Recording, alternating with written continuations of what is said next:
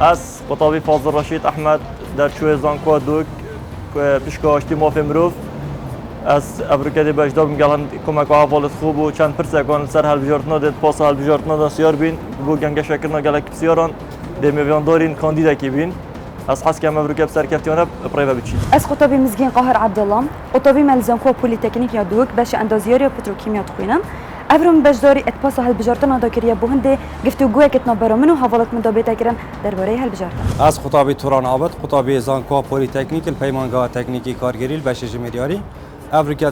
گل کمک حوالا ما بجداری کریه اتپاس هل بجارتنان بودی وی تکل سر جوات نونرین عراق از خطابی رهوان زروان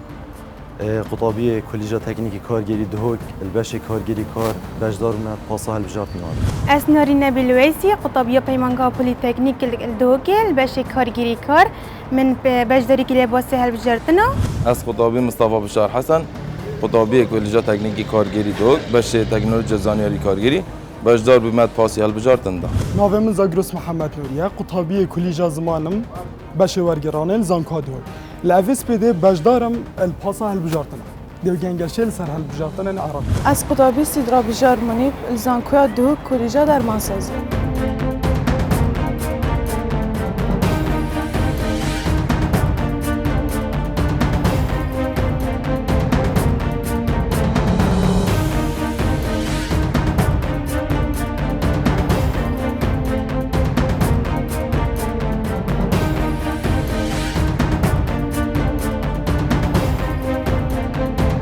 بەڵێ عزیزان سڵاوتان لێبێ من یادگار فایقم خۆشحاڵم لە ئەڵلقەیەکی دیکەی پاسی هەڵبژاردن هاتوومەتەوە خزمەتتان ئێستا لە دوهۆکین دیارە وەکو هەمیشە مەبەستمانە دەنگی گەنج لە پاسی هەڵبژاردن بۆ کاندیدەکان بگوێزینەوە تێڕوانینی گەنجان بیرکردنەوەی گەنجان پرسیارەکانی گەنجان خەمەکانی گەنجان داواکاریەکانی گەنجان لە ناو پاسی هەڵبژاردن جێگە دەکرێتەوە و مەبەستمانە زۆرترین گفتوگۆ بکەین و زۆرترین کات کاندید و بربژێرەکان بخەینە بەردەم بەرپرسیارەتیەوە من بۆ ئەمەڵقەیە هەشت گەنجم لەگەڵایە ماشەڵڵایان لێوێ دڵنیام ئەمڕۆ پرسیاری زۆر باشەکەن گفتوگۆی زۆر باشەکەن و هەوڵە دەین دواتریش ئەم گفتوگۆیانە ببێ بە هەوێنێک ببێت بە سەرچاوەیەک بۆ ئەوەی پرسیارەکانیان بۆ کاندیدەکە لا دروست بێت بۆی بزانین ئەمان چۆنە ڕوانە پرۆسەی هەڵبژاردن هەڕێکبا لەو پرسیارەوە دەست پێ بکەم تۆکو گەنجێک چۆن ئەڕوانیتە پرۆسەی هەڵبژاردن هەستەکەی هەڵبژاردن پرۆسەیەکی گرنگە پرۆسەیەکە گەلێکە گرنگە و پێتیڤێژی بێتە ئەنجامدان ژبەر و گرنگیا هەر بربژێرن هەرێمە کوردستانی بۆ پەرلەمانی عێراقی تشتێکی گەلێک باشە دۆکو بەرەڤانیش مافێڕەوەی گەلێک کورد بکەن و هەروەسا ji بۆ یەکێژی ku کورد خۆ ببینن و بزانن ku ew jî neteweyekê azad e û neteweyeke ku dişێت bîr û raya xwe derbibirîtin û herwesa neteweyeke ku bişêtin dengê xwe bigihînîte dengê me û dengê milletê û dengê hemî bigihînîte nûneretiya پەرلەمانی عێراقی باشە چی بە گەنجەکان ئەڵێی ئەوانەی هاوتەمەنی تۆن سەبارەت بە پرۆسی هەڵبژاردن گرنگە بەشداری بکەن geleka giringe bejdari tida bikin ji bo yekê dengê we bi herwe neçîtin û ew jî dengê xwe bigehînin û bizanin ku ew yên heyn giringê xwe bibînit nûneretiya Perlemana Iraqê de. زۆر باشە سوپاس دەکەم بچمە لای هاوڕێکەت بزانم کاکە تۆران چۆنە ڕوانێتە بەڵێنی کاندیدەکان بەڵێنی کاندیدەکان چەند گرنگە بەڵێنێک بێت کە دواتر قابلی جێبەجێکردن بێت خەیاڵ نەبێت دەستپێکی زۆر سپاس بۆ vê derfetê کە mêvan kirîn بۆ pasa hilbijartina ez wek qutabiyek ez wesa dibînim ke ev kandîdet hatîne berbijêrkirin bû civata nûnerên Iraqê eger balênekê bidin bû xelkî Herêma Kurdistanê hîvîdarîn hemî kandîdên hemî lîstên Herêma Kurdistanê balênên wana yên rastî bin ne ku balênên axiftin bîtin bê kiryar bîtin em hest kên balênek bîtin kiryar baraptir ya diyar bitin ji axiftinê يعني كرياراوي اگر یا دیار بیتن آخفتن خود داده دیار کردن بس اگر آخفتن هندیا دیار بیتن کریار نبیتن آخفتن هیچ وقت بجن راستیه که بو خلکی ناداده دیار کردن و جایی ویدارین همی کاندیدن همی لیستا که اگر بالای نگدا بو خلکی هرما کردستانه آخفتن خوب بالای خوب کریار بسلمینه ئەگەر بەڵێنەکان یعنی واقعی نەبن کاریگەری هەیە لەسەرەوەی گەنج بێ هیوا بێت لە هەڵبژاردن بەشدارینەکە بۆ نمونە کاندیدێک بێتن هەندە باڵێنال دێل سەر تیڤیان دەتن یان سەر سوسیال میدیای ئەگەر باڵێنێ نوی ئەپ کریار نهێنە سەلماندن چ پێ ناوێت بێ ئومیدیەک دێل دەفگەنجیێتە پەیداکردن چونکە ئەف کاندیدە تێنە بەربژێرکردن ئەل سەردەنگên me gencan serdengên xelkê herêma Kurdistanê ke wekî dibêjin bo civata nûnerên Iraqê el serdengên Êraqa fîdral têne danan bo civata nûnerên Iraqê çi pê nevêtin eger balênên wanat rastî nebin bo kiryara bêumîdiyek dêl defhemî gencan bête çêkirin bo هەندێک و ئەگەر جارێکا دی هەڵبژاردن بێنەکردن چ پێ ناوێت دێ ڕێژە دەنگدانی کێمتر لێت چونکە بێوەمیدی دەچێ بیت سوپاس دەکەم دێمە لای کاک فازڵ با لێرەوە بە نەڵێن ئێمەیان لەبیر کردووە کاک فازڵ گەنج چەند گرنگە کە دەنگ ئەدات بۆ نمونە دەنگ بدا بە کەسێک کە ئەزانێت ئاستی زیرەکی بەرزە نەک لە بەرەوەی خزمیەتی نەک لە بەرەوەی تەکلیفی لێکراوە یعنی بە کورتی و کوردی گەنج هۆشیارە دەنگی چەند گرنگە نسبەتی کاندیدام هەمید لەفمە هەمی ڕوونەوەشکرا گەنجی گەشتێوی ئۆستی ئەتزانیت کە کیش کاندیدی هەندێک و بچتە پارلەمانی کیش کاندیدی هەندێ زیرەکی یۆل دەف دیۆرە ئەبژم دەف دنیاژی تەتاوریە گەشتێوی وێ ئەو دیە هەمیەک زۆنن ئەڤەنە ساڵت پێشووترن ئەمە کەسنە نیۆسی کاندیدام هەمید نیۆسین یه هەلوایەکی بیت هەلوانێکی بیت کاندیدت هەمویت لایەنێکم هەمیۆت نیۆسین کە کیش مستەوەیە و يعني أصحص كم مروف وي كانديدي بهال بجيرت يعني بشيت فعلا شول بجد بو هرمو كردستان چونكو ما شارك الجال رخك دي هي وبالنت كانديدو جي اس يوات بينم بالن دوت محدودا يعني اگر كانديدك بيجي دي بوتا خدمات گزاريو كم دي بوتا مستشفى كم دي بوتا مدرسه كم او نشد برلمان عراقي وظيفة أونية وظيفة حكومتي هرمها كرشت شتاكي وصل بكت وظيفة برلمان عراقي أو تنس شيت كار سر دستوري بتنه بكت ونب شخصي خوب تنه بشي الجال ليستاخو خوزي نو يعني كانديدت مات هرملانت هرم همي بإك ليست شبانا برلماني دا بترشين خدماتي كان چونكو كاري ما وك ام شين ومرشح كاين ام شين تنه دنگ خوب دينوا او نيناراتيا مال ويرب كان وكاري واجل ويري اول سر دستوري وحقي هل سر دستوري موفما هميو دستوري داس قطابي زانكو دو كم كوليجا زانست مروفاتي بشكا خواندن الاشتي موفم مروف دستور مهمي خواندي باشترين دستور عراقي بس مشكله وجبه جنو كان كشل جبجكرن اما حبر على الورقه يعني جبجكرن نينا باشا سپاس دەکەم دێمە لای نارین خان وەکو گەنجێک کە بەشداری لە هەڵبژاردنەکەی دواتر چەند متابعەیەوە کەی ئەو کاندیدەی دەنگت پێیداوە بزان ئیشی کردووە لە ئاستی بەڵێنەکانی بووە ئەو وعد و بەڵێنەی بە تۆی داوە وەکو دەنگ دواتر جێبەجێیەکە یان تەنها دەنگەکەی خۆتە دەیت و دواتر لە بیریەکەی من ئەگەر ئەس دەنگی خۆ بدەمە دەنگی کاندیدێکی کۆ دەبێتنیە بە بشتن كون خدمات گزاريا مكتن اويد كو از زوندي شتن بكتن وكو خالك كو بشتن دبتن بو قالخو بو ولاتي خو دبتن تشتكي بكتن دي اج دي دما يجي وصكو بشتن كوركي بكتن ولاتي بربتن وكونكو بش دنجي خو بدمه بالاش هم دبتن على كوركي بخالك خو بكتن وبو هميك بكتن گرنگە گەنج بە دووادا چوون بکات بۆ دەنگەکەی بزانە و کاندیدە شایانی دەنگی ئەو بۆ یاخود نەخێر بەلۆ گرنگێک و دەنگی خوب دەدێ هەر گەنجێک دەنگی خوب دەدەن و گەنج گەلێکە سەرگەنجی گەلێکە کۆ دەبێت دەنگی خوب دەدەن بۆ ڤیواڵاتی تۆ خۆت پەرۆشی بۆ پرۆسی هەڵبژاردن هەستەکەی پرۆسەیەکی گرنگە بەلە ئاگەلێکشی بۆچی بۆچی چینگۆل بۆ وڵاتێکی مەک و شتۆنە بیە دەولەت ژی وێرێک و پتیڤێک و گەلێک خزمەت بۆ پێدەکردن کۆ دەبێتنی تشتاق وصل بيتاجرين كو بيش بيني ما بيش كذا كي بيوصل بيش بيني ناكي بيتن كو دي بتشتاق وصل بيتن سپاس زێمەوە خزمەتت دەچمە لای کاک زاگرۆس وەکو گەنجێک هەست ئەەکەی ئەکرێ هێشتا مافەکانمان لە پەرلەمانی عێراقەوە بەدەست بهێنین هەلبەت وەکو گەنجێک ئەس باوەرم کو پەرلەمانتارن مین کورد ئەگەر ئێک دەست و ئێک دەنگ بن الپەرلەمانی عێراقێ دێشێن وێ پێنگاوێ هاوێژن کو مافێن هەرێمان کوردستانê قوارەیە وی بازنە هەنێک و ژمارەیەکە هەرە مەزن یا قومیەتە عێراقê پێک دینیتن ku Kurdin li vê axêda dijîn ku mafên wan bidest bînin. Belê tinê eger êk dest bin û pêk vet êk girtî bin. Di vê xalê da dêşên vê pêngava heneya mezin havêjin. ئێستا یەک دەستی و یەک گرتوویەت بینیوە لە ناو پەرلەمانتارەکان بەداخەوە نەخێر. ئەمە چه ئەحساسێکە دا بە تۆ چه هەستێکت لا دروست دەکات ئەvە من هەندێک جارە ینی ئەس هەر هەزرت کەم ئەس بێژم ئەرێ بووچی هەکو کووردا خەباتت کرد ئەت بەرێدا هەمی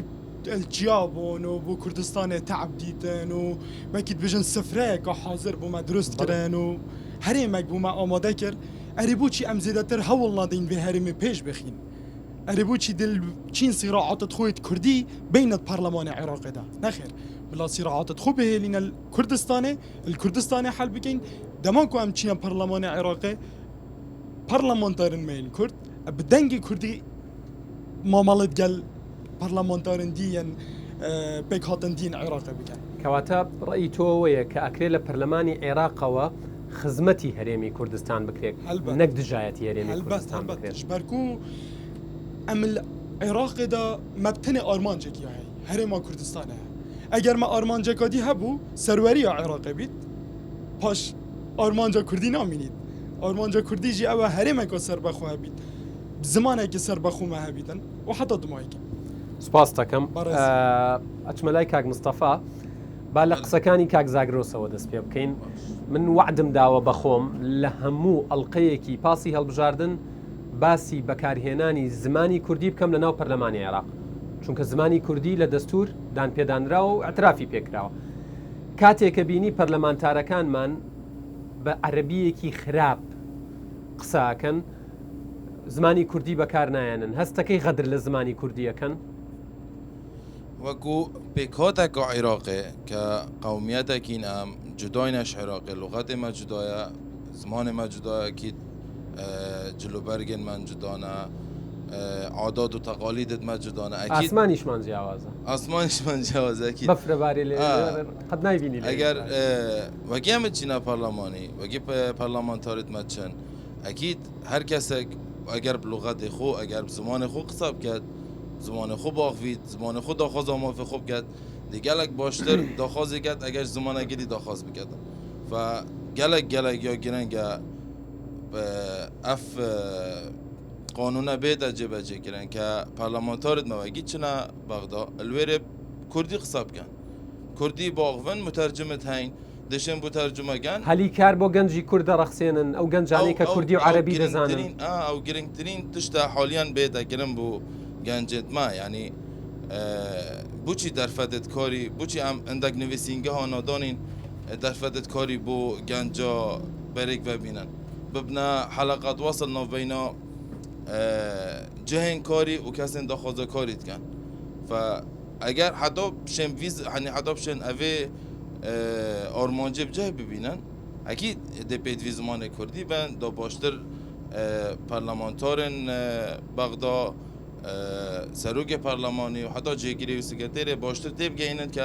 ام محتاجی اوی تشتینال هرم کردستان و مافی ما درفدن کاریت زور هبن مافی ما ام گنجی پتر پیش بخین گنجی دی داخوازا اندناگت بچیده در وی ولادی بچیده منظمه که داخوازا مافی خوب کردن نه دلویر کاری خوب کردن و مال خوب رو بدو چه مشکل من باشه او کاندیده او بربژێرەی دەنگی تۆ بەدەستێنێت وەکو گەنجێک لێرەوە داوای لێ یەکەی کە ڕۆشتە پەرلەمانی عێراق لە بەغداد بە کوردی قسە بکات ez ê daxwazê jêkem rast e bîtin daxwaza min bi wî ke parlamentar û bû Parlemanê Iraqê hemî jî daxwazeka pîçeka bi zehmet bîtin bes di daxwazeka reş jêkem ke zimanê Kurdî bikete زمانك فرمي كبرلمانتار بباغفن البرلمان العراقي. سپاس دەکەم کاکە مستەفا شمەلای کاکە ڕەحوان وەکو گەنجێک چ جیاوازیەکە بینی لە نێوان هەڵبژاردننی پەرلەمانی کوردستان لەگەڵ هەڵبژاردننی پەرلەمانی عێراق هەست ئەەکەی پێویستە گەنج هۆشیار بێت بزانێ ئەم دوو هەڵبژاردنە جیاوازن طبعا يعني وجوازيك قالك ومازنا هاي البرلمان ما كردستان دا وكيد بيجن همي كتلك وكردينه يعني حكومتك وديتا دو مزراندن اشلاء كرداوه البغدا ام يچين يعني ديت قال كتلك شريكي و مافد قال كرد از ببيني مافن روي قالك يعني دبشي داخوزا مافد خوب كي الويري بس الويري چنگ لو گازنده كگر هبن یاشمه و یاب زحمت نین اگر کرد ناف بین خدا حل بکن ولی الویری اگر ایک دست و ایک دل و ایک جان از داخوازیه که اگر رخصت بید اف داخوازیه بو همی لیستا بو همی پارتا ایک دست و ایک دل و ایک جان البرلمان عراقی يعني داخوازا ما في گل کردستان بکن چون گوید بینن که گنجمه گشت یا چه آستو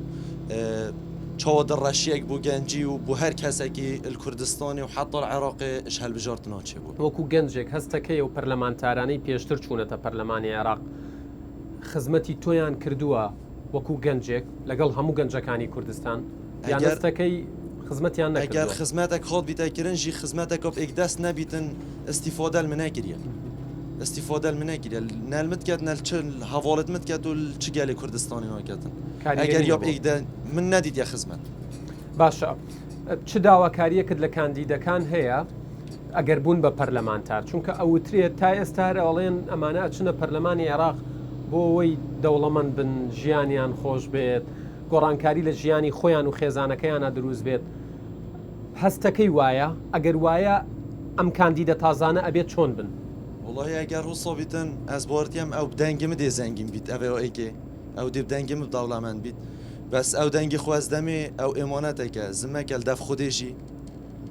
والسر عرديجي فيجا قردي خو وكيد بيجن ري راشي خلقي وخودي كان وتشتاكي جدا راست هر بيجي كاكا رهوانجان ديموا يكي تقريبا يك دقيقه يكي ترمان هي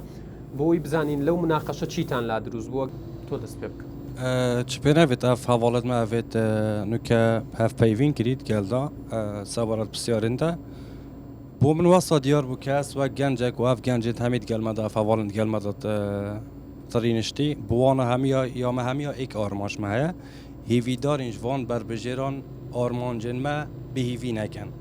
هیوی دارین شوان یعنی ویگاف که از چند بجمته هیوی ما و آرمانجا ما همیا او یا وان گنجن ام ترینشتی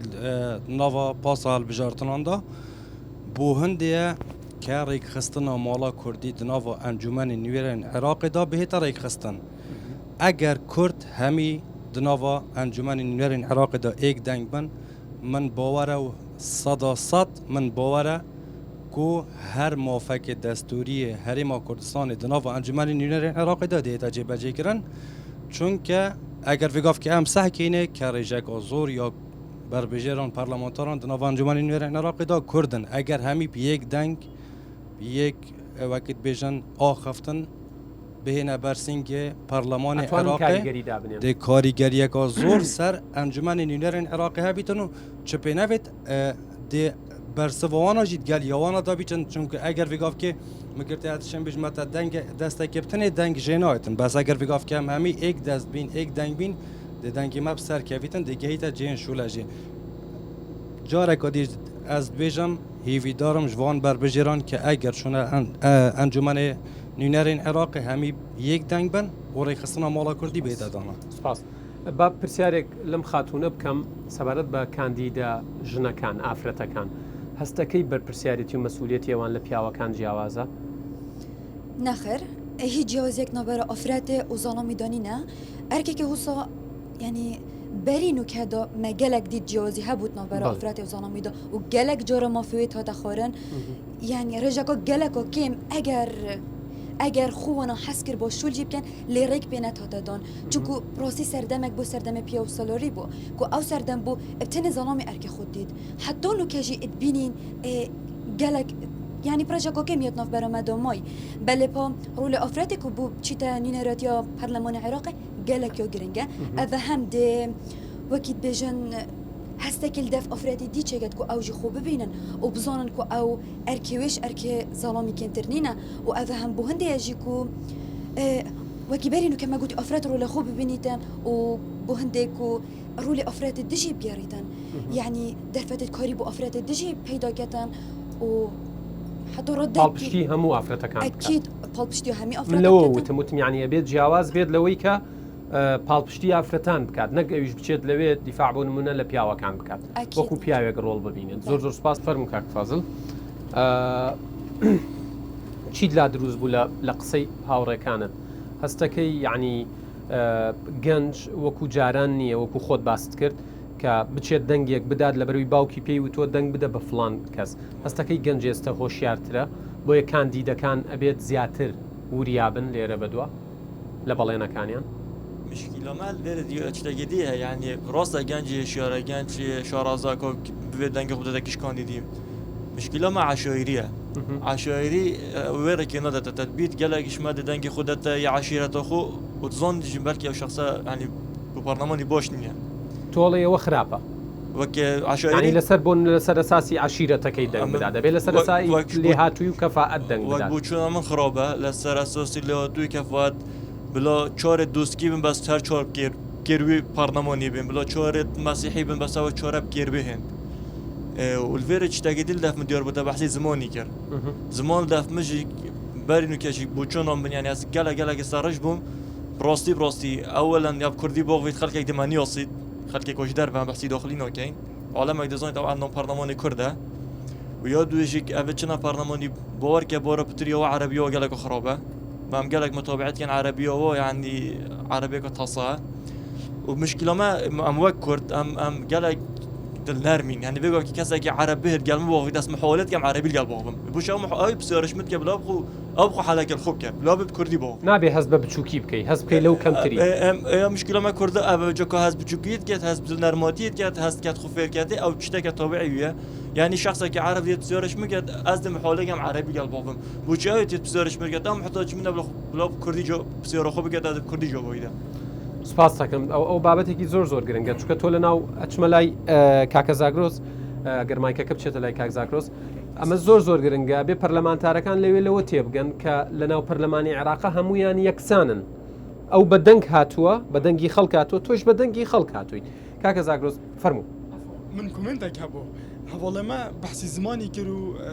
كاك فاضل يجي بحثي زماني كر أبرا ديتنا من هنديك الزمانة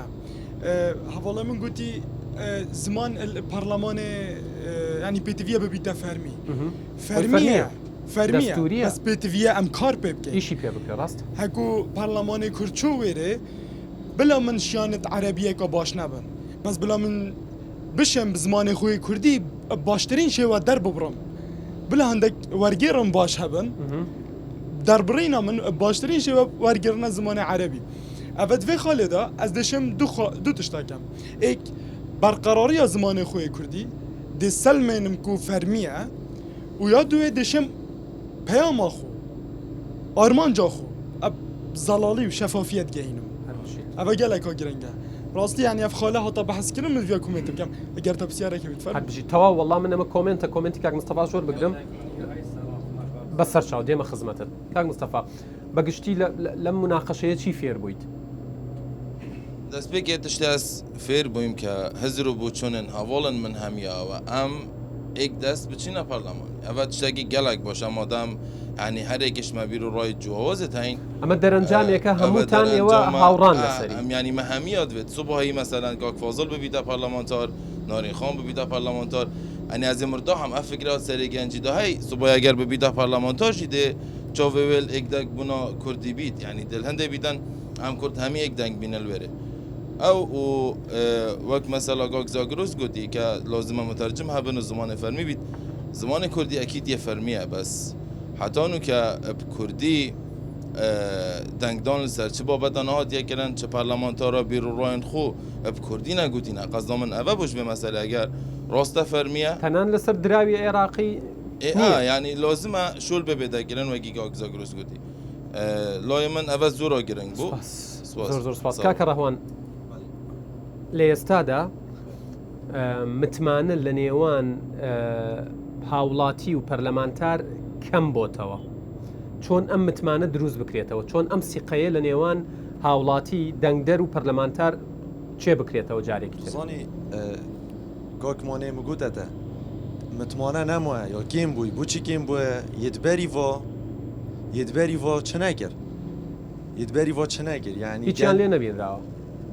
دیفوێ نبوونەوە خەلکی بۆ کریل دیفوێ نبوونەوە خەلکی گوتیل دیفوێ نبوونەوە خەلکی هەزر ژێ کریل دیفوێ نبوونەوە خەلکی دەنگی خوددایە و خەلکی بۆ بۆنگەشە کری و خەلک بۆاتە سەر شارع و خەلک سپێدێ سەحارش ماڵە خود دەرکەدی چوو دەنگی خوددایە و ئەvە هەمیە بەس ئەس دلڤێرێ جارێکاتی شتێکی دی بێژم ڕای و بچوونت هەمی هەواڵت من ئەگەر ئەvە ئەم قوتابی بین ئەم بۆ هەزرا بکەین ئەvێ خو بەربژێر کری خوددان شادێت گەلێکت مازنە یعنی کەش وڵهی ناشتە چ پارلەمانە ئەvێ چیتن ئەس بێژم بلاتەوە گەشت گەنجی هەبیت ئەسوەک و گەنجێک و هەمی هەواڵت من و هەمی ملەتێت من چونکو گەنج ملەتەڕاتکەن و گەنج ملەتات دانن وەکو گەنجێک ئەخیر پرسیار حەز ئەەکەی باو پرسیارە بێمەوە لایەم هاوڕێە باو پرسیارە لەو قوربان زۆر سپاس دەکەم وەکو گەنجێک حەز ئەەکەی گەنج بچێتە پەرلەمان یان خەڵکی ئەزموندار و شارەزا بچێتە پەرلەمان سەبارەت پرسیارەتە کەتە گوت کەسانên شارەزا یان گەنج مەبەستمەوە نییە گەنج ناشارەزایە مەبەستمەوە ینی گەنجێک بێت شارەزا نەبێ یان هەر تەمەنێک بێ بەس شارەزا بێت زانی شارەزا ئەم vegavkê eger dîv biçîn kesanên mezin ke ez husat pisyareta geştim kesanên şaraza ke kesanên mezinin ke ez monê tên têdan belê eç pê nevêt geleka baş e ke kesanên şaraza bin lê eger tu waqehê nûke de sekê genç yê dît nê dibînîtin çêdbît ew kesê şaraza ezmûn hebîtin wextê xwe berê dat nûke da ezmûn nebîtin lê genç nûke da ezmûnê nûkeyê dibînîtin çavê xwe her tisekê dibînim çavê xwe ez xwe dibînim kevek ez gencek û ez wek qutabiyek ez xwe dibînim genç baştir e di nava van berbijêra da bin زۆر سپاسان دەکەم هاوڕێیان ئەچین بۆ لای کاندیدەکە حەزەکەی لەوێ کۆمنتەکە بە ئەگەرە بێت لەوێ کۆمنتەکەی خۆت بە بیرم ناچێتەوە من کۆمنتەکەت لێ وەرەگرم هەشت پرسیار ئێستا تاگەینە لای کاندیدەکە هەشت پرسیار حاضر بکەن هەشت پرسیاری دیکەی لێ ئەەکەن لە کاندیدەکە و منیش گفتوگۆی لەگەڵاکەم و وەڵام و بەڵێم لە کاندیدەکە وەرەگرین.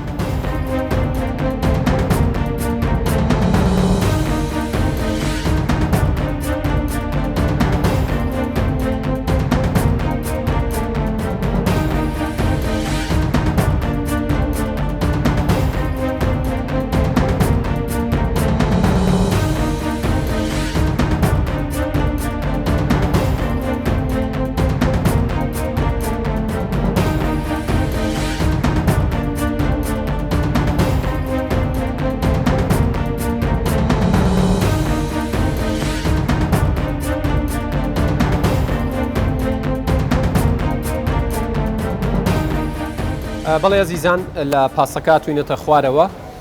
لەگەڵ گەنجەکان هاتوینەتە خزمەتی ئەم کاندیدا بەڕێزە کە دواتر دەرفەتەدەم بە خۆی بناسێنێت و حتمما لە دواتریشە بانگەشەی خۆی بکات دیارە دووبارەیەکەمەوە کە بەرنامەی پاسی هەڵبژاردن بەرنمەیەکە تایدا بە گرنگیەوە لە دەنگ و ڕاو بۆچوونی گەنجان ڕوانین وابین بە پردێک لە نێوان دەنگی گەنجان و بەڵێنی کاندیدەکان ئەگەر لە داهاتوە ببن بە پەرلەمانتار دیارە حتمما ئەمە گرنگی خۆی دەبێ من دەرفەتەدەم بە کاکفەهمی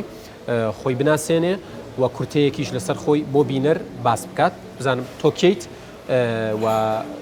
ئەوەی پێت خۆشە لەسرت بیزانم زۆر سپاس خێراتە سەرچاوا دیسا خێرا ناوان گەنجەمێن خۆشتەوی دەکەین گەلە خێراتن ئەس فەهمی سەلمان بەرواریمە دایک بووە 1969 کاندید پارتی دموکراتی کوردستان سربازنایەک دوک ئامێدیێ هژمارە مژی 24 ساڵە 69 هەزل دەڤەرا بەرواری باڵا من چابێت خۆل دنیای vekiriye dinêv rojanên şoreşa îlû namazin û ez jî wekî her zarokê milletê me bin tirs û sotin û تو باران کنا وی دمی یا رژیم گور بگور شکفتا و نخوشی و در بدری مدیت نبه و سالین هشتیا او شرف برما کفتی اول جی گنجاتیا خولس الهشتی و سید چون نافرک خستن پارتی دموکراتی کردستان و ما دست خبات خوان هینی کردیه هر نوراس سالین هشتی دیسا ما دست کار روشنبیری کردیه بار نویسینی و ادبی و هنری و ام بردوام بوینه حتی سالا نوتو ایکه سالا نوتی جمزان که بغداد کلی جهانی جام دو ماه اینایه یک روزی من لشکری عراقی گیره نشم جاشاتی گیره شکر به خدا میگه سنگر ولات پاریزی دا بوینه به روزان سهلدانا پیروز او شرفی سا برمه کفته و یکم گل گلجمار حواله من خلق شرفمند وی پاریزگاهی باجر دهو که 14 دنجمه 4 اسپیدل تاخ سهلدان یکم گل گل حوالات نتقاندن دیسام گل دا بوین بنگه پلیسین بروش که بود نهد بین تاخ سهلدان و روزان سهلدان پیروز دیسانه او برپرساتی روزان راگهان روزان سهلدان دیساب مبوه رنگ یوتیوبی جی ویدیو تشد برچاوم بخلک کردستانی سالانو تو دوی پیمانگاه هنر جوان مدام از راندیه سالانو تو 5 گوارا گازی سنویس کاره و حتی سال 2000 و دیسان باشترین خدمت ما پیشکی زارو که کردستان کری گوارا سوره بو زارا به بهدینی و گوارا اکانه بو یکم گوار جبو حتی نه جا بردام گوارا سوره سالانو تو 8 هالکفتیا 100 ساله روزنامه گری کردی او گوار دیسا ما پیشکش کریه و سالانو تو دوی بو 2002 اسم مستوم پیمانگاه هنر جوان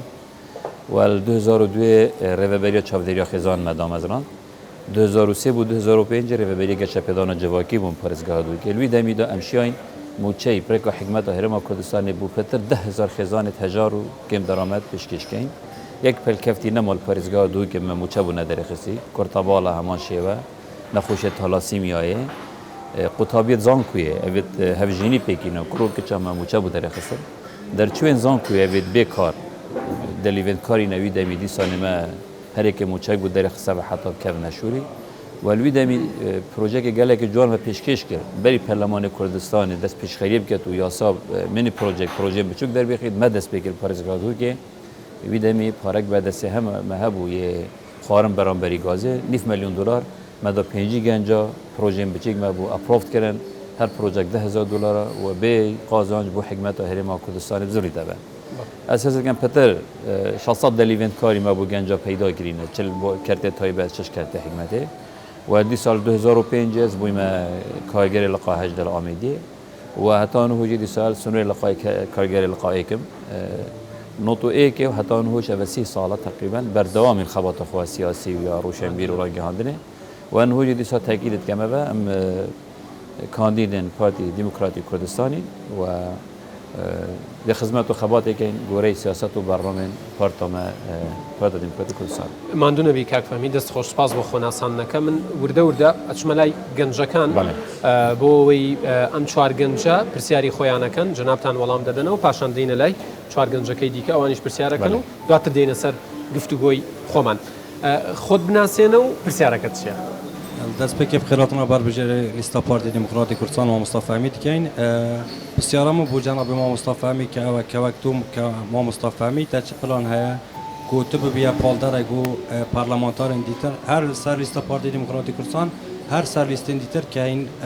ریک خستنا مالا کردی دامازرین دناو بغداد زور سپاس فرموزیان خان اسم زگینم دست بکی گلک خیراتی ما مصطفی بسیارا من اوه کتبویا پارلمانتار اونو که توی الویره آیا پلان دا دارشتی چیه کتبوان همی کسب سلمینی اوی دنگ خود داده که دنگ هوا ایمانت الدف منو از خودان خود دنگ هوا ما و تو بواب سلمینی که دنگ واب برهدار نچوه زور سپاس بهتر چهارم پیکو برسفردی بله من خومه اینو زور سپاس خیراتی ما مستاصر هوانم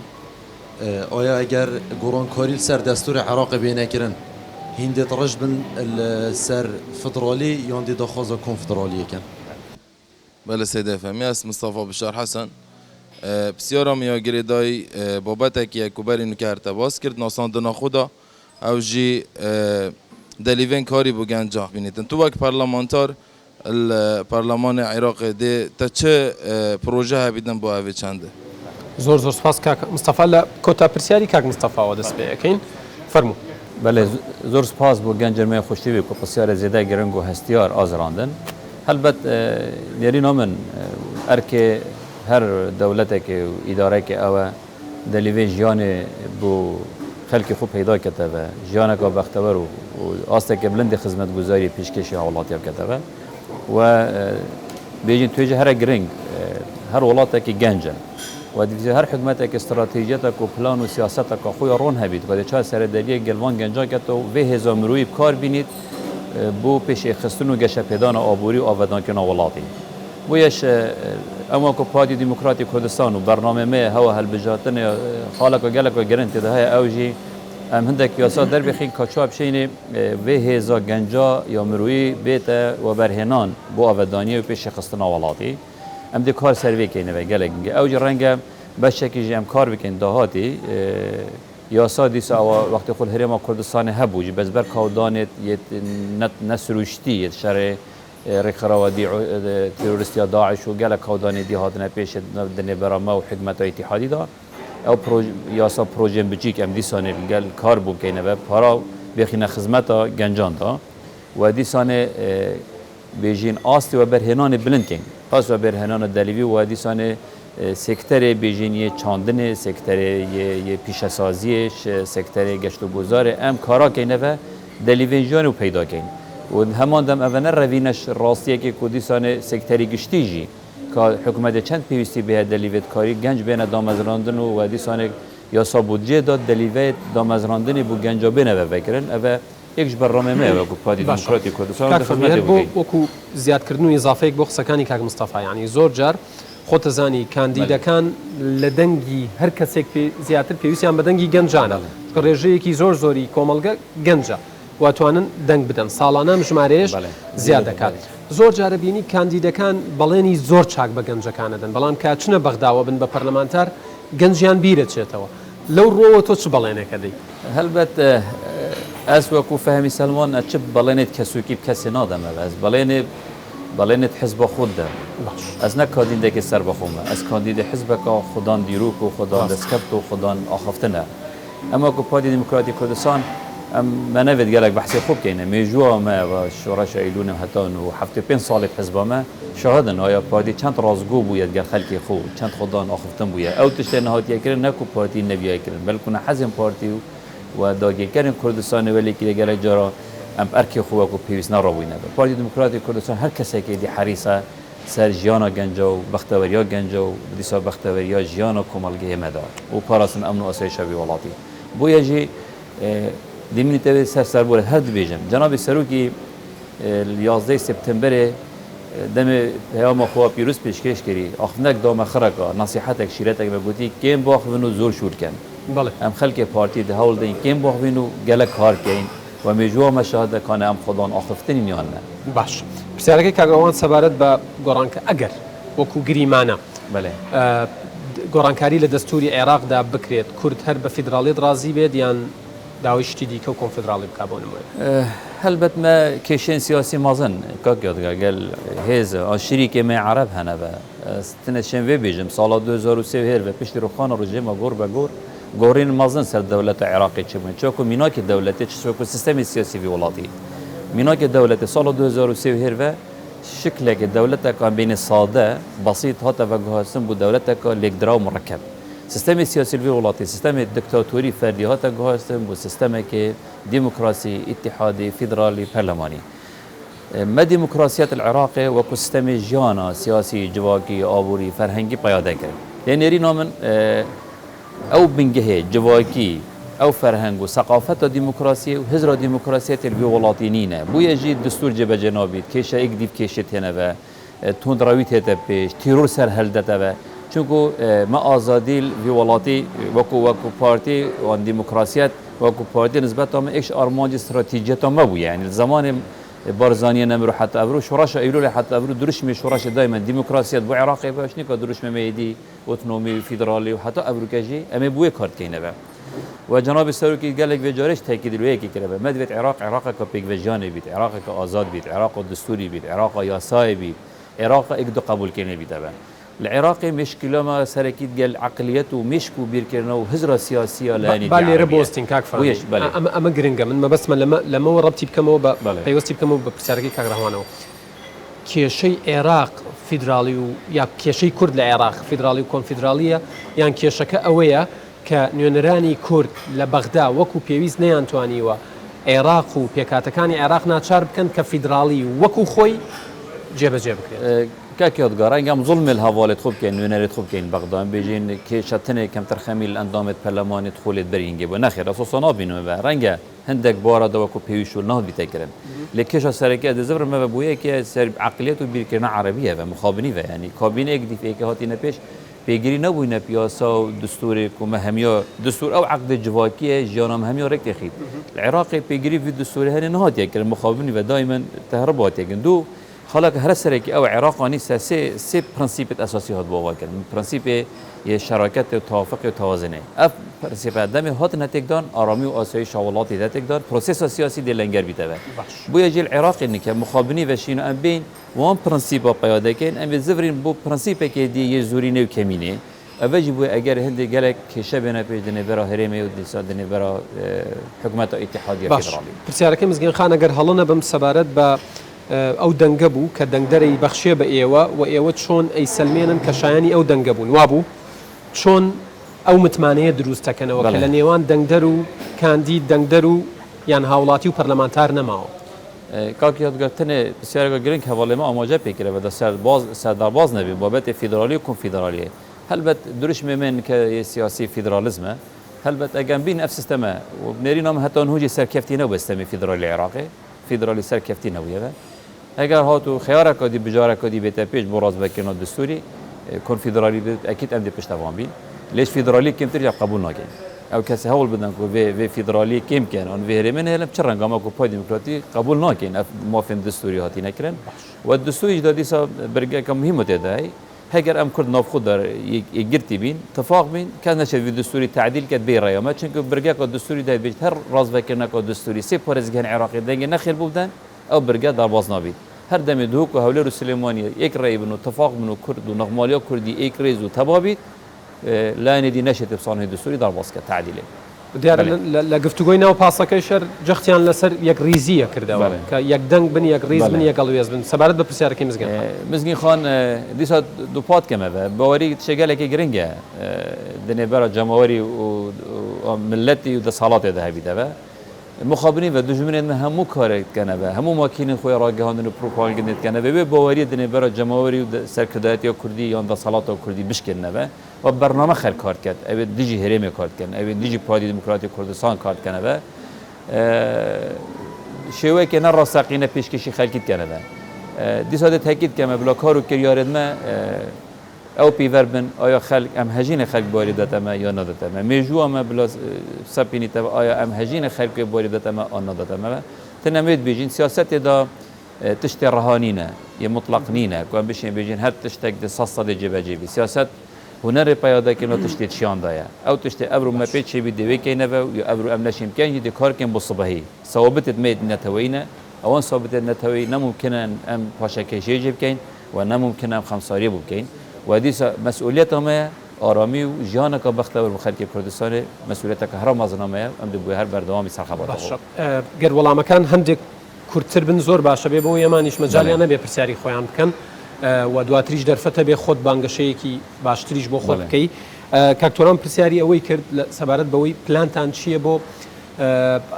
ڕێک خستنەوەی ئەو پەرتەوازەیی لە نێوماڵی کوردیە بە تایبەت لە بەغا زۆر واضح ڕوونە البته دیشا تاکید کردم ام در برنامه پارتی و پیام جناب سروک و سرور و ریبرمه سروک بارزانی خبات خودی که جناب وان پیام 11 سپتامبر الهولی زور رانی کرده دیشا داکوکیت که جناب سروک و ام نقمالا کودی بیترک بخین ام دسپیک کانی دسپیک نه ام همیش کمو کوریت خود بین درسک و عبرتک جوارگی نه هر دم ام یگتی و مدسکفت دستخوابینه بنمونه حتی سال 2010 هیچ سروک وزیر العراق نتاتا دانادن به مبارک کردی به زفرین بوهرمه دم ناف مالیامتیک چو خاص پشتی نخوش کفتن و غیره خود جراز امام جلال روش کادر سلیمانی هات پیش و اوی روش زورش ها کشا سیاسی تک دو بالانس ته هات تک دانه و درگه و که دست درکی و نافو بین ناف هرم کردستان دا و شان گله تشتادی ملت ما در باز کرد بویا جه اگر امریکا ما ویت هرم که آرام و قواره هرم پاراستی بیت و ملت ما آرامی دو بختوری و خوشگذاری دو بجیت و بیان ناف مالا کردی بیت که یاد تن از بیجم زور سروشتی ابرو ام حزب هفرق بینو ركبري سر كرسي كين برلماني بيجين بس صبح بيشتي هالبجاتنا يا السقايا كدي بيتا بيش كش كدي بيتا بيش واز دي بيجن نكر تاي هالبشاردن وبعد شهر بردوام بيت اد بيجم بالبغدا بمشار معيبه كمازنه ام حزبك برطان بكين فيا بغدا ام كردايتي بكين ام حميد سنجره كيدا من خدمتهم التي خاب كين سپاس دەکەم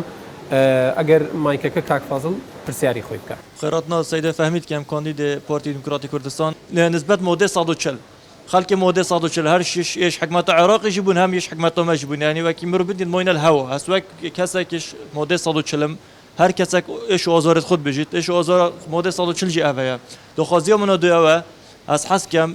مناقشه کرد پاسید از حس کم اندام برنامه مید کرد البغداد کردی باغون زور سپاس سیدرا خان از قطابی سیدرا من کلیجه درمانسازی بسیارا من اوه هین وک نینرد کردال پارلمان عراقی پلانت و چی نبو پیش اخصنا کرد ساخلمی یمه کردستان دست خوش از قطابی نارین پیمانگا پولیتکنیک بسیار ما بجنن اگر تو یک پارلمانتارک اردشی بودجه کی بون قطابیان دانی اوت کو حزا اجدر به هبیدن اجدر به والاتی بیتن کوالاتن بیانی سپاس زور سپاس کاک زاگروس ما مستفهمين تو جالك خراطي از قطابي زاغروس برسيارا من اوه من مو تويتا ديد بو يبانجشه بيجيت ام دل بغدا كردينية كين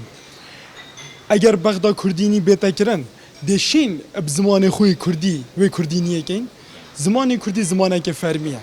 دي زمان كردي بيتا زمان پرلمانتارن كرد البرلمان بغدا زور سپاس هەر بژین دەستەکانتان خۆش بێ ئاوڕێیان سوپاستانەکەم بۆ پرسیارە گرنگەکانتان لە پرسیاری کاک زاگرۆسەوە دەست پێ بکەم کە بەشێکیشی داخوازیەکی کاک فازڵ بوو لە ناو پاسەکە من بەڵێنم داوە ببینەران لە هەموو ئەڵلقەیەکی پاسی هەڵبژاردن داوا لە کاندیدەکان بکەین کە تکایە ئەم جارە پشتمەکەنە زمانی کوردی وەڵامی ئەو بەشە بدەیتەوە بچین لای پرسیارەکان زۆر سوپاس هەلبەت مادێ چارەج دستوری عێراقێ که بزرنا دستوری ماده که تایبت از زمان رسمی دولت عراقی زوب روحانی دبیجید زمان فرمی دولت عراقی عربی و کردیه پالی کدود دو شی پارلمانی دال محکمال وزارت هر مؤسسه زمان خوی کردی باقی اوراق رسمی پیشکش که زمان خوی کردی و دولت عراقی پیگیره وان معام هر تشته که دولت حتی الپاسپورت الپاره هر تشو طبعا جبهه کری لسر پاسپورت پاره هيجر مناكر بيت أو كم ترخم يوميا هيك مناكر بيت كم ترخم ما دك الدستوري هي واضحة وزلالة يساجي بيدا كتير سربا بدأت روشن بيري هي بيوم من أول أسخوي شو كسامتشين كرانجش بلي سياسات مجي أسخوي نفيسرم عندما يكتب نفيسرم أو دي صاروا جماعان مجي وميدا منهم كاري بوفيب كينبا وأس ومتبخش إن شاء الله مشين فيديو قلت شكيب كينبا ما فيك سروشتيا زور باشا ناري خان سبارت بخوندن بوايا جاران لسردمي کابینەیەک لە دوایەکانی عێراق لە هەرێمی کوردستانی توانە سازی هەبوو کە گەنجان لە دوای خوێندنی زانکۆ سوودمەند دەبوون لە خوێندنی ماستەر لە خوێندنی دکتۆرا لە سەفەرکردن لەم بابەتانە بەڵام ماوەیەکە خوێندکار و قوتابی کورد استیفادە لەوە ناکات ئەمە گرنگە هەلبەت زۆر گرنگە وڵات بێ زانست و پەروەردە ڕێڤە ناچێت و دیسا دەزۆرمەوە جناب سروک 11 سپتامبر بجارا اکی من دید زور پیامک پیروز با قطاب کیفام یعنی تشتک کیفا زور دلخوش بوم جناب داخواست سروک هرم کرد داخواست سروک حکومت هرم کرد گله گرنگی سکتر پرورده و زانسی بداره و افضل ابرو دیسا کنفرانس که برنامه که تو معرکین بله سر پرورده راسپا گوتن و راسپا ده جناب سروکی نسبت ما فرمان و ام پیگیری و دیگه کنه برنامه خبات آخو وکو حوال الميت پارتی دموکراتی کردستان چه از میان حواله که میدیم چه پارلمان عراقی و امیدوارم ان شاء الله همین حواله ما بچن ام ده کار کیم بوده و دیسا تشتکی گله که پیروز و گرنگه تو برنامه بیجین چون اجدر و خواندن اینانا سامان یه زانستی بناف و معرفی بناف ولاتی ده کاری که اکید بوده سیدراخان سەبارەت بە کەرتی تەندروستی کەوتە تەندروستی هەلبەت بەڕامێمە زەڵالە و ئەم کارێکی مەزنکەین بۆ باشکردنەوە ئاستی خزمەت گوزاریە و خزمەت گوزاری هەرە گرنگ هەر وڵاتێکی تەندروستیە تەندروستی زۆر زۆرە گرنگە و تەندروستیا جوواکی بژین تەندروستیا تاکیل کۆمەڵێتە زەرکە گرنگە و ئاواکردنا ژێرخانە تەندروستیش حتى هو بيجين تيم مروي ربع برنامج كان أو ستاندرد جهاني أم برخوب دينه ما كموتيا كم مزنا هاي الهجمارة فيزيشكا هجمارة بيجين كارمند تندرستي هجمارة خستخانة وقريول النفستني جهاز يد بيوز بو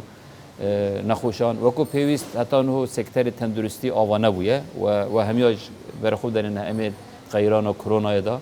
و چند قربانی دینه و بشک جه او نبونا و جارخانه تندرستیه و نبونا وی تیم پیوسته بو ریبری بونا و غیران ها اکید